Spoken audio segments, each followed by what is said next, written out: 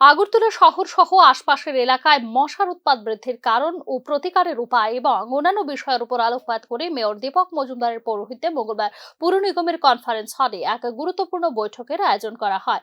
শহরের বিভিন্ন এলাকায় মশার উপদ্রব প্রতিরোধে কি ব্যবস্থা গ্রহণ করা যায় ও শারদ সম্মান দেওয়ার জন্য নির্দিষ্ট তারিখ ঘোষণা দেওয়া সহ পুর নিগমের বিভিন্ন বিষয়ের উপর আলোকপাত করার উদ্দেশ্যে নিগমের কাউন্সিলরদের নিয়ে এই বৈঠকের আয়োজন বলে জানানো হয়েছে।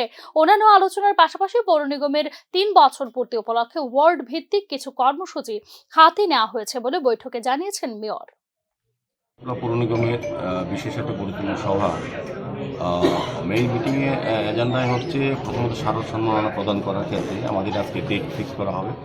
আপনারা জানেন আমাদের আগরতলা পৌর নিগমতে প্রতি বছরই যারা আগরতলা শহরে ৫১টা ওয়ার্ডের মধ্যে যারা ভালো ভালো পুজো করেন বিভিন্ন বিষয়ের উপরে আমরা পুরস্কৃত করা হয়, স্মারক সম্মান প্রদর্শন করা। তো এই মাসে আমরা আজকে ডেট ফাইনাল করব। খুব সম্ভবত ৩০শে ডিসেম্বরের আগে আমরা কোনো একটা ডেট ঠিক করে আজকে আমরা জানিয়ে দেবো কবে স্মারক সম্মাননা দেওয়া হবে।